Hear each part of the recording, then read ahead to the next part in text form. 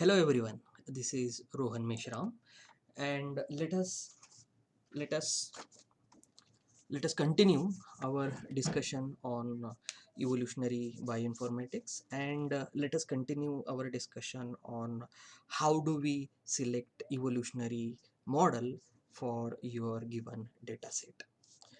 Now, you must have a fair idea as to how many evolutionary models are there along with their basic assumptions. So we have discussed this aspect in our previous lecture.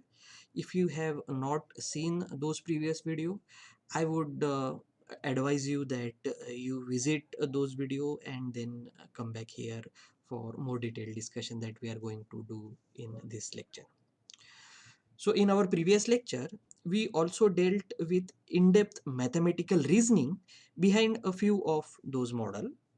Well, specifically, we dealt with some mathematical details of Jukes-Cantor and Kimura two-parameter model, right? So now, the next question that might bug you is about what substitution model should I use for my data. This is what things should appear in your mind now, right? Like, what substitution model should I use for my data, right? In our previous lecture, I have introduced you with so many evolutionary models, but which one should I really use? What substitution model should I use for my given data might be the question that you must be seeking the answer now. Shall I use simple model, or shall I rely on the most complex model with the highest number of parameters? Right? So these might be the question that logically should appear in your mind. Well, the question that I have asked just now, the questions are quite straightforward. But unfortunately, the answers to these questions are not. The thing is that as we use more complex model, it has multiple parameters introduced in there. This might result in statistical overfitting. It is not guaranteed that the most complicated model will perform better on your data. So practically, what you can say is that your data is generally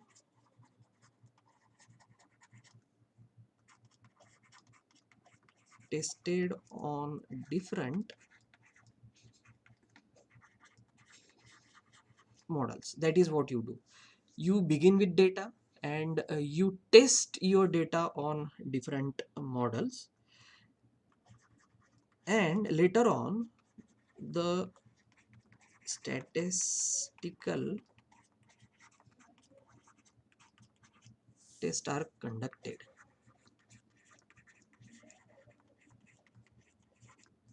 conducted on your data, and from this statistics test, the objective of conducting this statistical test is to compare all the tested model and see if the model fits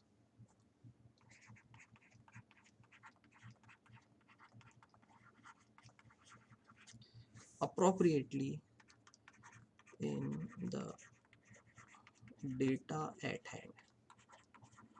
So this is how things happen practically. What you do, that when you have your data, or you can say when you have a set of sequences, those set of sequence is generally tested on different evolutionary models like F84, Kimura model, and HYK model, and whatnot. And after testing on different model, some statistical tests are conducted on the results, The objective is to compare the models that you have tested and see finally if the model fits appropriately in your sequence data or not. Well, this is how things happen. Well, now there are tests like BIC, what we call it as what we call it as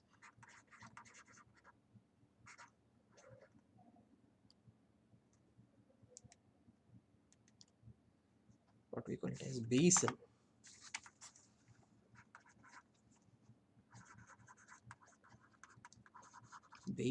information criteria,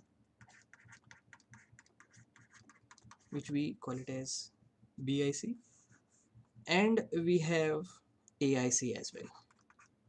AIC stand for AIC, AIC information criteria.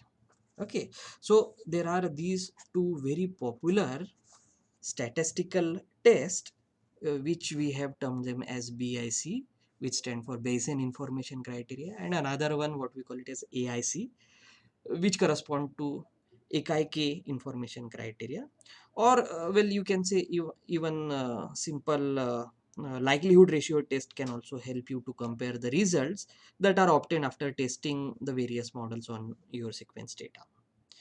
Well, now the key objective for you is that you should be able to choose the evolutionary model that is most appropriate to your data set. Say, for example, if it happens that the GC content in your sequence data is very different, or transition and transversion have very different frequency in your data, then in such cases using simple models like Jukes Cantor or Kimura models may not be a very good idea. The trick is to find an evolutionary model that is just apt for your data set, neither too simple nor too very complex. Now let us talk about various statistical tests that can identify best suited evolutionary model for you when you have tested all of them on your data set. As I have mentioned above, there are three statistical tests that can help you out of this tight corner. And these are, of course, the first one is BIC, the second one is AIC, and the third one that I have just mentioned is this simple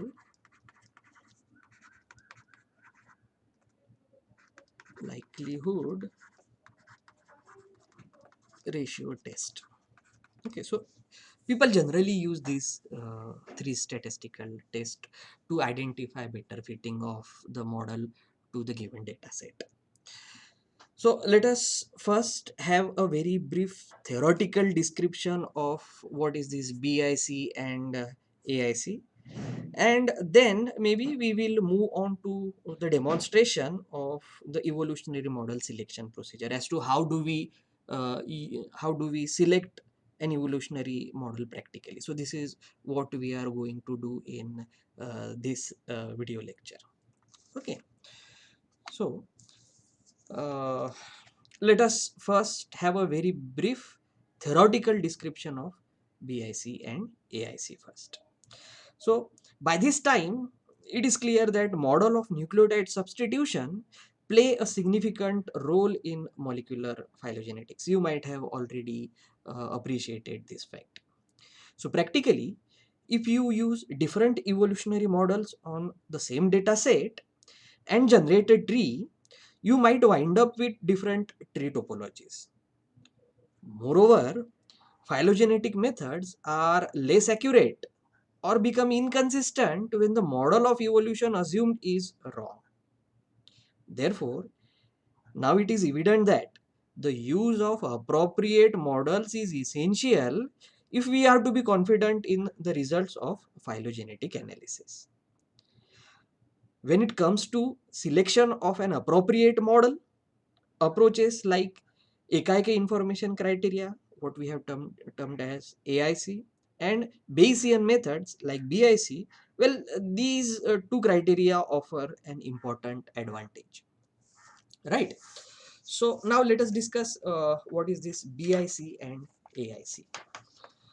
So in I just previously referred that we need to confirm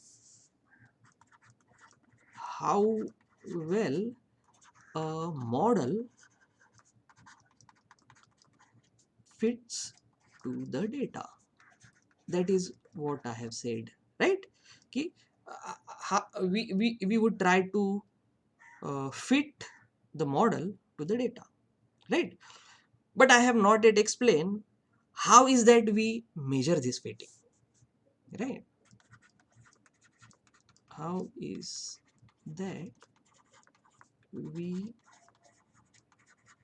measure this fit of data to the model, right?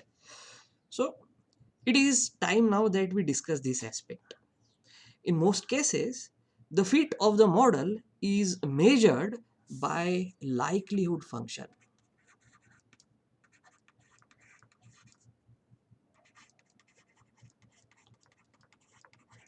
So we would require a likelihood function which will measure how well the data fits into the model, right? So that is, we need a likelihood function to measure how well our data fits into an evolutionary model. One of the likelihood function implements Bayesian information criteria, BIC, and this BIC was proposed by Schwarz et al. Or Schwarz and his team back in 1978. You can represent BIC using a simple formula.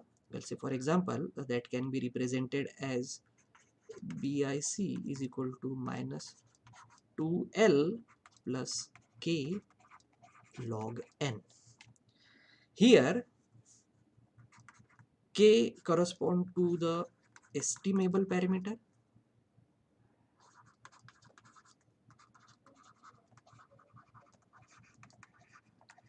K correspond to the number of estimable parameters in the model that we are comparing. Over here, we are talking about various parameters we discussed that affect the evolutionary model in our previous video. This L is the likelihood log and N correspond to the sample size. For time being, it will be sufficient to say that N this N term represent the sequence length that is involved in the alignment. So when it comes to phylogeny, it is said that if you go on choosing the model with the smallest BIC is equivalent to selecting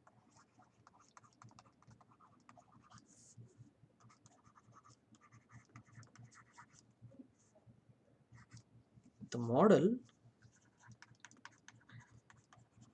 with the maximum posterior probability.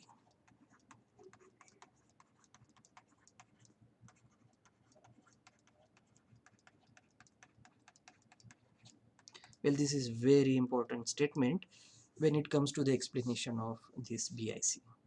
Okay, practically, choosing a model with the smallest BIC is equivalent to selecting the model with a maximum posterior probability.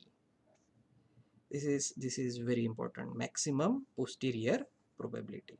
Well, now let us see what exactly this statement means. Well, now understanding the terms posterior and prior probabilities depends on being familiar with Latin philosophical terminologies like a priori. If you want to understand what is prior and posterior probabilities, you should be familiar with these Latin terms. Latin terms like a priori and something called as a posteriori.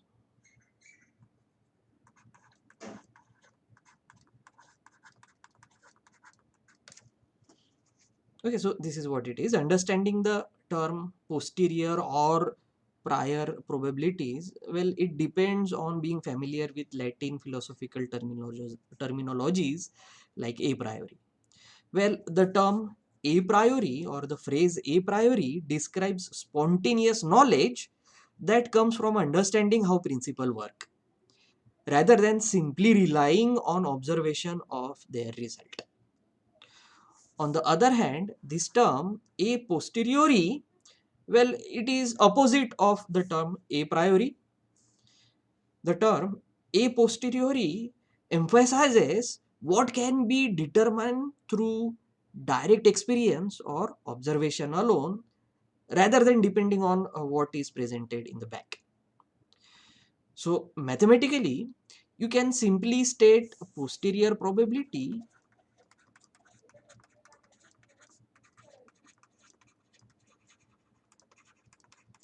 as the addition of prior probability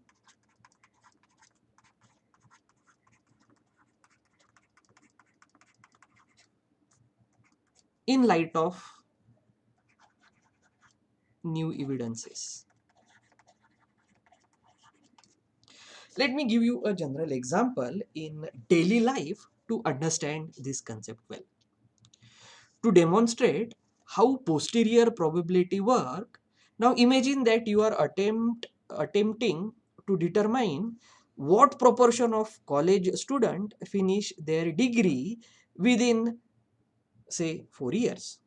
Okay, well, say you are asking a question like what proportion of college students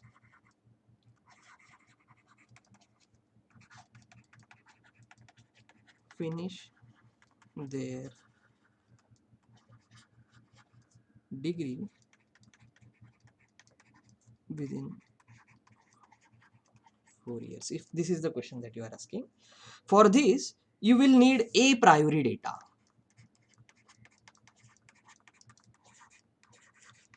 Okay, and this a priori data can be obtained from historical record of previous pass out student. You can get it from that college. Say this data informs you your prior probability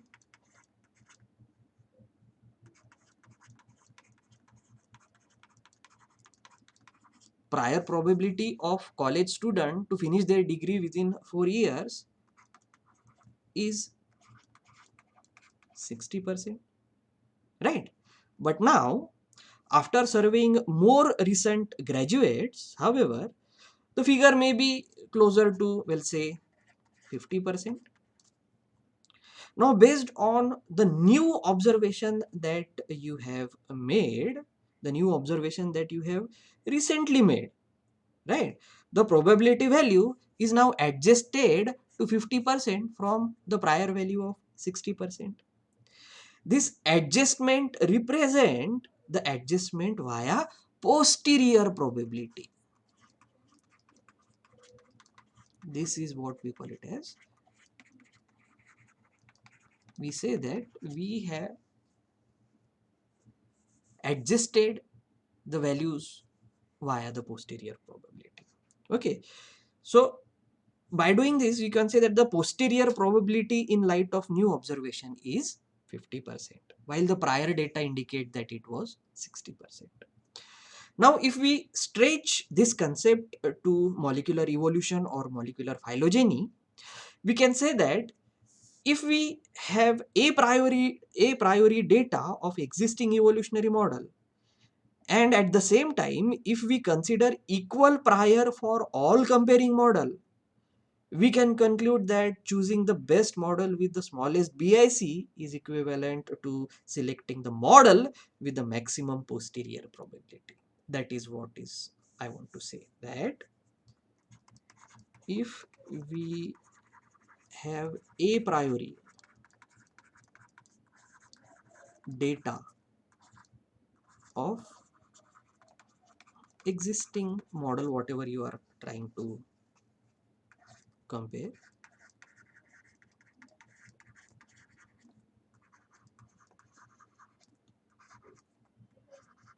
and if we consider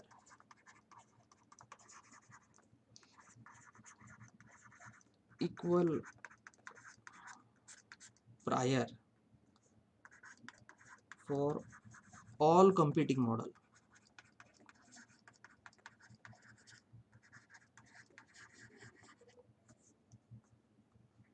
if this is the case, that you have a priori data of existing evolutionary models, whatever evolutionary models you have in your hand that you are comparing, and if you consider that all the competing models are of equal prior, then and then you can come up to the conclusion that we have derived in my previous slide, like choosing the best model with the smallest BIC, then it will become equivalent to selecting the model with the maximum posterior probability. Well, now further discussion on this concept is way out of scope of this discussion. For time being, let us just conclude that if we know the number of parameters in the existing models and sequence length, we can compute BIC.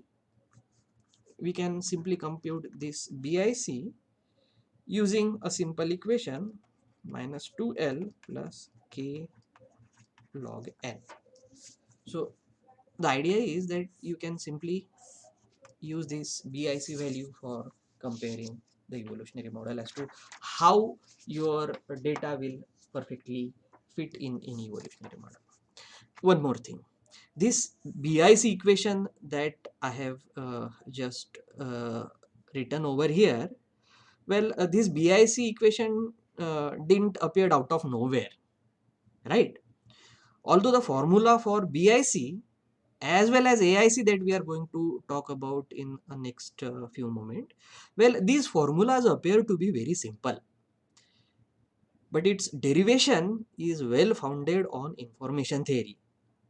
So in short, a lot of scary mathematics and statistics is hidden behind this simple formulae. Here, I am trying to give you a very brief conceptual introduction to these terms.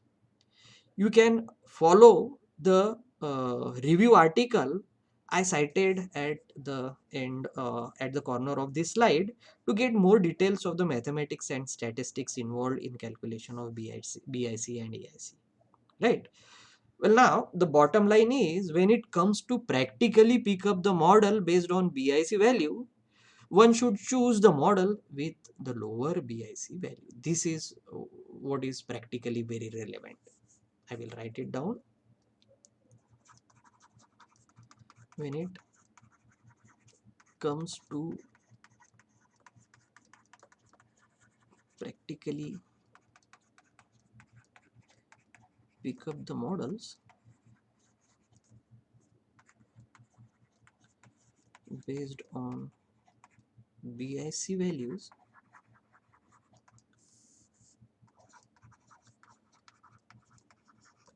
one should choose the model with the lower BIC value. Okay, so this is a brief introduction to what these BIC and BIC values are, and what are prior and posterior probabilities, and how they are related to evolutionary models.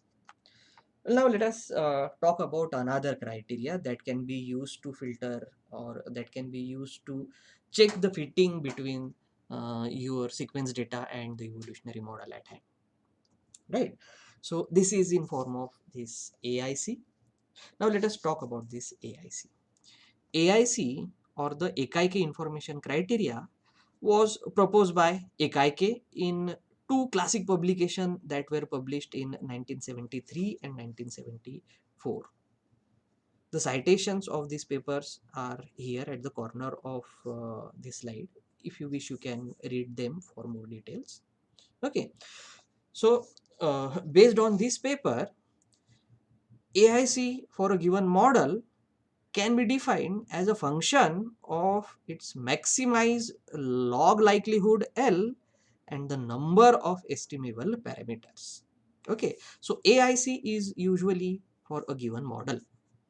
So you can write it like AIC for a model is function of its maximized log likelihood, which we will denote by L, and the number of estimable parameters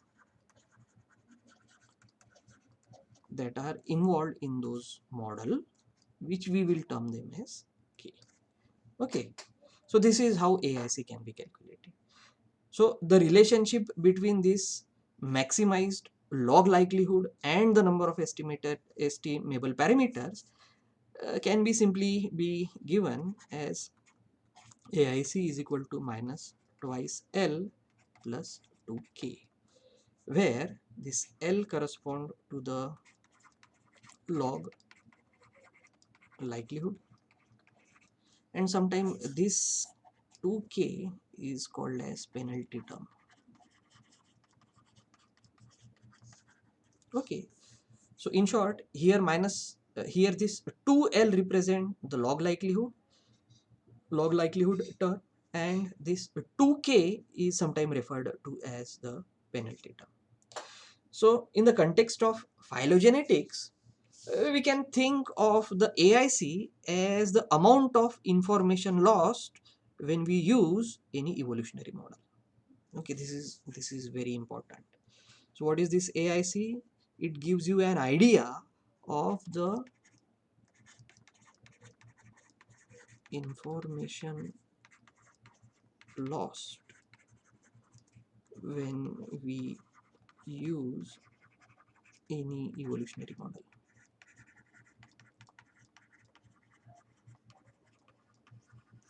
This evolutionary model can be HKY85 or GTR model, whatever it is. Okay, so what do this AIC now correspond? AIC correspond to the information lost when we use any evolutionary model to approximate the real process of nucleotide substitution. So where is that information lost? When we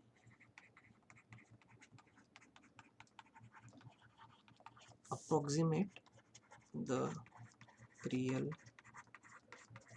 process of nucleotide substitution. Okay, now let me read it once more. The AIC correspond to the information loss when we use any evolutionary model to approximate the real process of nucleotide substitution. In simpler words, AIC value for an individual model, well say for example GTR model, stands for the information loss when we use this model to estimate the nucleotide substitution that might actually happen during the process of molecular evolution. Well, now, since we are actually taking account of information loss, hence logically, we prefer the model with the smallest AIC, and that would indicate the lesser loss of evolutionary information, right? Therefore, lower AIC value or the model with the lower AIC value will correspond to smaller information loss, right? So in this way, the second term of k from this equation include the parameters for substitution model, right? So this k is dependent on how many parameters are there in your substitution model. Like k is dependent on, well, say for example, base frequency, substitution rate, proportion of variable or invariable site, or rate of variation among site, transversion and transition bias and everything, right? So you should note that in the AIC equation that I have just written, as more number of parameters are added, as we go on adding more number of parameters to the model, the first term will go on becoming smaller, and this would represent the increased fit. Whereas with the increase of parameter in the model, the second component, that is the penalty function, becomes larger. And collectively these two terms would be taken into consideration for taking account of the information loss that might have happened in the process of molecular evolution or in the process of nucleotide substitution, right? So the bottom line is, when it comes to practically pick up the model based on AIC values, one should ideally go for the model with the minimal AIC value. This is what the real bottom line is, that when it comes to practically pick up the models based on AIC values,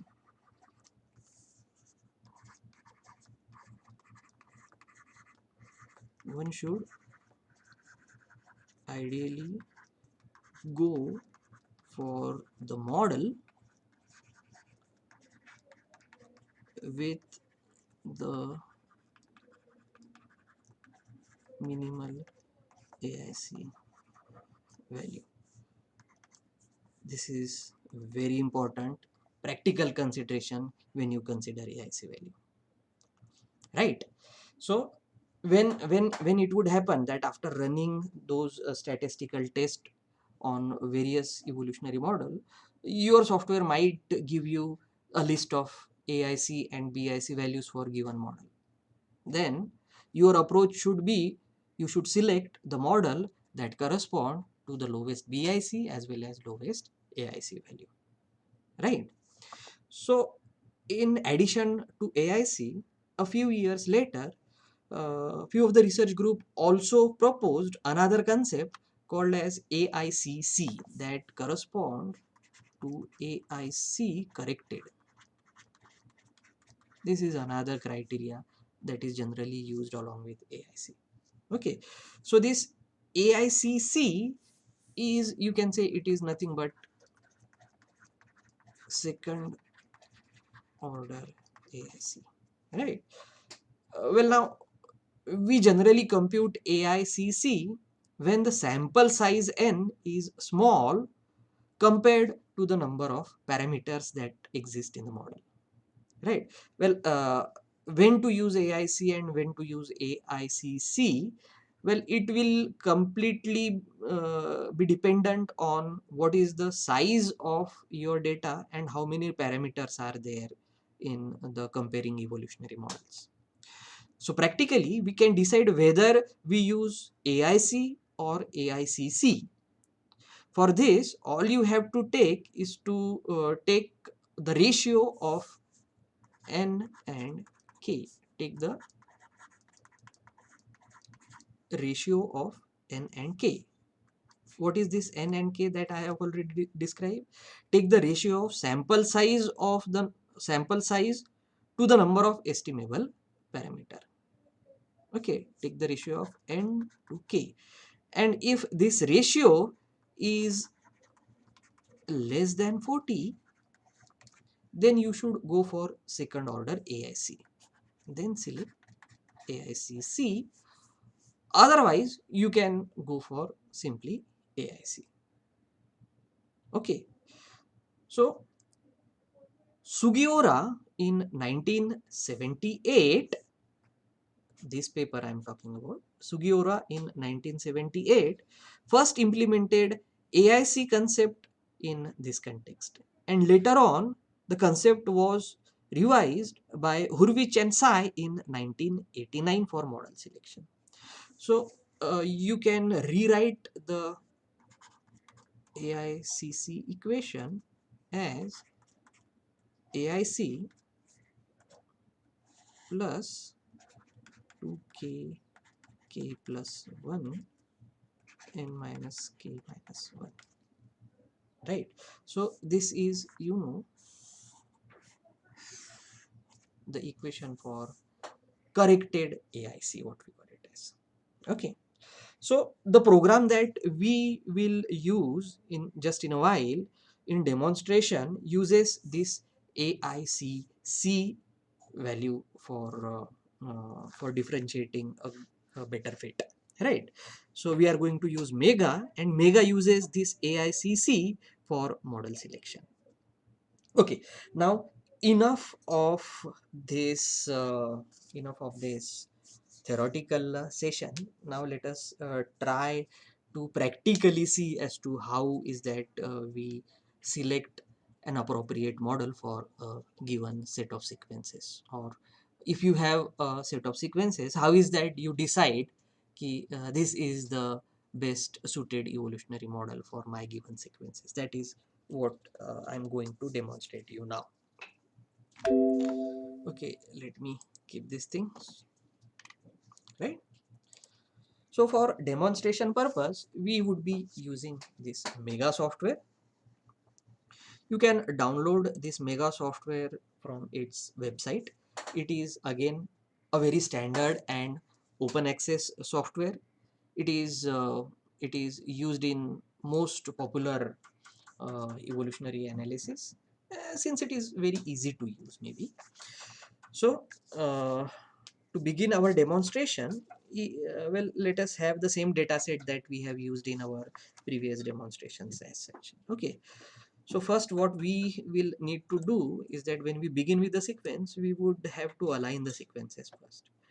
So when it comes to Mega, you can do it, you can do the alignment stuff in Mega software itself, right? So you don't have to uh, use already installed cluster.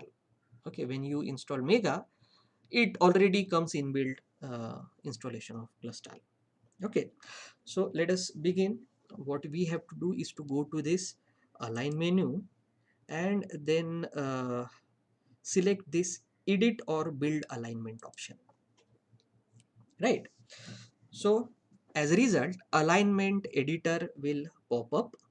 So this alignment editor dialog box will give you an idea as to what is that you need to do, right? So in this box, what we need to do is that we need to select this create new alignment option and click on this OK button. Okay, so this will tell your Mega software that we need to create new alignment. The other options are like you can open a saved alignment session if you have done it already. Okay, or you can retrieve the sequence from the file. But for time being, we already have sequences, so we would begin with create a new alignment. When you hit this OK button, the data type for alignment dialog box open up. So let the software know that you will be building alignment for protein sequences. Therefore, we have selected this protein. And after selecting this protein, uh, now the alignment explorer window is active to work with. So in this alignment explorer window, we are supposed to align the sequences. Now open the text file where you have your sequence data. Okay, so let me minimize this thing, and I have created a folder named model selection on my desktop, in which I have the same data set that we have used in our previous practical, and I will open it up in any text editor. I will select everything. I will copy it right? And maybe open this mega, and on my keyboard I am pushing this Control V button, and I have pasted all the molecular sequences that we have. This data correspond to NS5B protein from hepatitis C virus. So when you load the sequence, note that these are in this blue color, indicating that nothing is being selected, right? So this is how your alignment explorer window from Mega will look like when you simply load the sequences.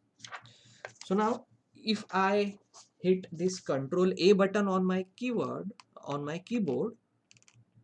everything will be selected, and now you might have noted that previously it was blue, now the color has changed to gray.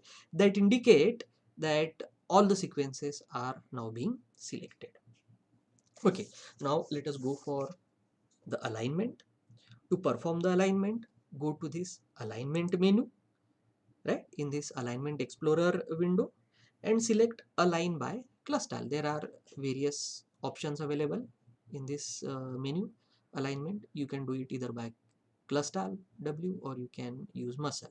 For time being, let us use this align by cluster W. So this cluster W option dialog box opens up. If you wish, you can change the alignment parameters here, like you can adjust your own gap opening penalty, gap extension penalty for pairwise sequence alignment as well as multiple sequence alignment. Well, I would advise you to change the parameters when it is absolutely necessary and you know what you are doing, right? So for time being, uh, let us use the default option, and all we need to do is to click this OK button for performing the alignment. This progress bar will show up, and all you have to do is to just wait for a while till the alignment is carried out. It won't take much time. So once the alignment is done, well, it is always advised that you save the alignment so that you can use it later on. Now for saving the alignment, you can go to this data menu, right? Data menu in the alignment explorer window and select save session.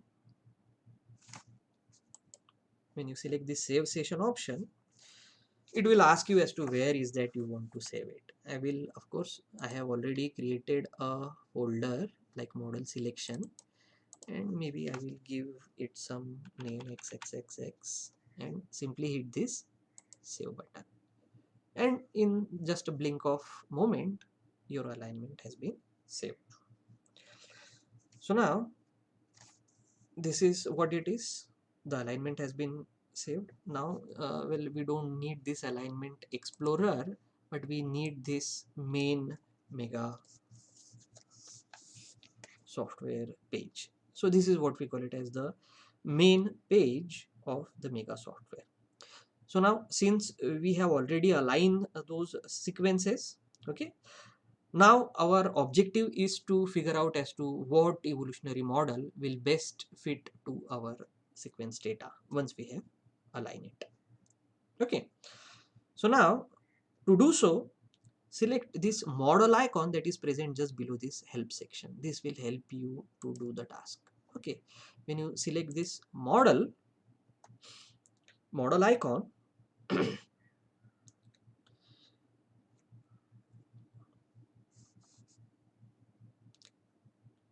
okay, and from this model icon you are supposed to select find best DNA and protein model. Use this option. Okay, the resulting dialog box called as choose a data file to analyze, this resulting dialog box is asking you to locate the alignment file. Okay, so we have saved our alignment file on desktop in a folder name model selection, right? Just go over there, and this is where we have saved our, this file contains our saved alignment, and just click open. Okay, now after opening the alignment, This analysis preference dialog box opens up. Here you can change the analysis option, right? Note that Mega uses maximum likelihood method to test your data set for model selection. You should also note that Mega has detected that there are these 7 cores that are present in my PC. So it will use all 7 cores for the calculation. The time taken to complete the calculation will depend on the number of cores present in your PC. You can adjust over here accordingly. Let us use the default option for time being and just hit OK. So that okay, so since we have not removed the default sequence 1 option before loading the sequences, it has no value in Mega, and therefore Mega is asking us if we want to remove it. Just click yes, and the calculation will eventually progress.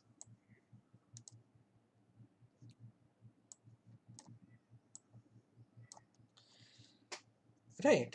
So the progress window appears that monitors the progress of the selection procedure. It might take you some time, so be patient till Mega finds the best fitting evolutionary model for your sequence data. Note that Mega is using all of the 7 cores of my PC. A single thread is assigned to perform calculation for various evolutionary model that Mega offers. Right, you can see it over here. So thread 2 is used to test the JTT model. Thread 4 is used to test the Dayhoff model. Thread 1 is used to test another JTT based model, right?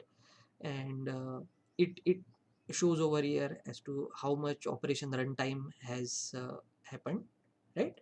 So eventually it would use all the cores or all the number of threads that are offered to computation by your computer, right? So last time when I did this on the same protein dataset, it took me about 20 minutes to complete the calculation. So the demonstration that I am giving you on is on third generation i7 PC. You can estimate how much time it might take to compute yours. So now I will pause the recording and check it out after 20 minutes. You can sit in front of PC staring the screen, or maybe have a coffee till Mega does its job. Okay, so I will pause my recording for time being, and I will be back the when these calculations are over. So here we go again. The results are done, and after calculations are finished, well, the results would be displayed in this Mega caption expert find the best substitution model ML window. You can see it over here. So after the calculations are finished, the results are displayed in this tabular format. In the results that you have obtained, the models that are present over here, these are sorted on the basis of this BIC and AIC value. Well, you can export the results in an Excel file using this icon present over Excel icon over here, and it is the best policy to save the result first. I will use this save to disk. Okay, and basically your results would be saved in the same place where the model has been built up, or where the sequence were placed as such. Just hit OK, and then at the background the Excel file has been saved. You can later on click on that, open that Excel file, and check out the results. Okay, now let us start to analyze what we have got over here, right? So if you just have a overlook at the results that you have got, and you can scroll it down right from like this, and you can now see that the Mega software has tried to screen these 56 models to find an appropriate fit for your data set, right? So this model column that is shown over here, uh, well, this model column shows what different evolutionary models are tested on your data set. You have got this LG plus G model, you have got this LG plus G plus I model, then you have got some variant of JTT model, right?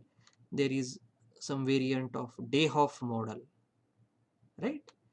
In this way you have got various evolutionary model, and in this way uh, your Mega has screened all of these 56 model and tried to fit this model to your data set, or how well your data set fit into this model, and it has calculated the BIC and AIC value based on which you are now supposed to select which might be the best one, right? So this is the simple drill over here.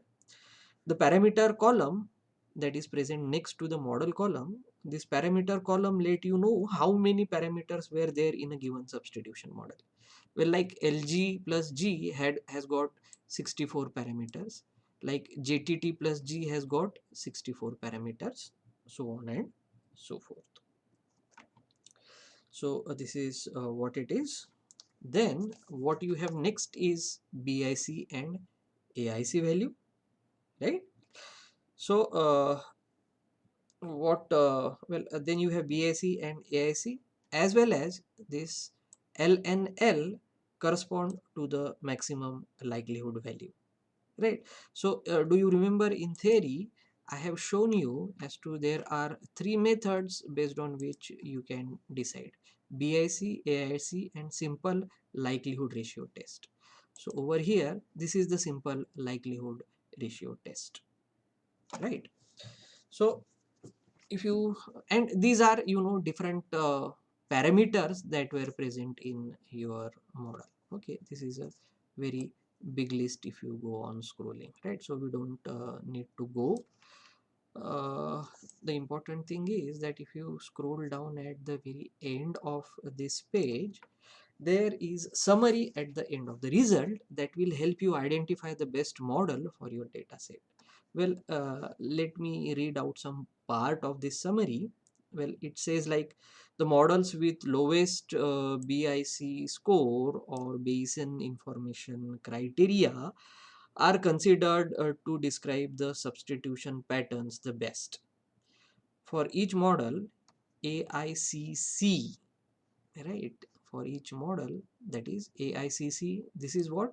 Corrected AIC value. This AICC value, or you can say again this maximum likelihood log value, that is shown by this L and L, and the number of parameters that I have shown you. This number of parameters are you know, in your AICC value, this number of parameters correspond to the K term that I have shown.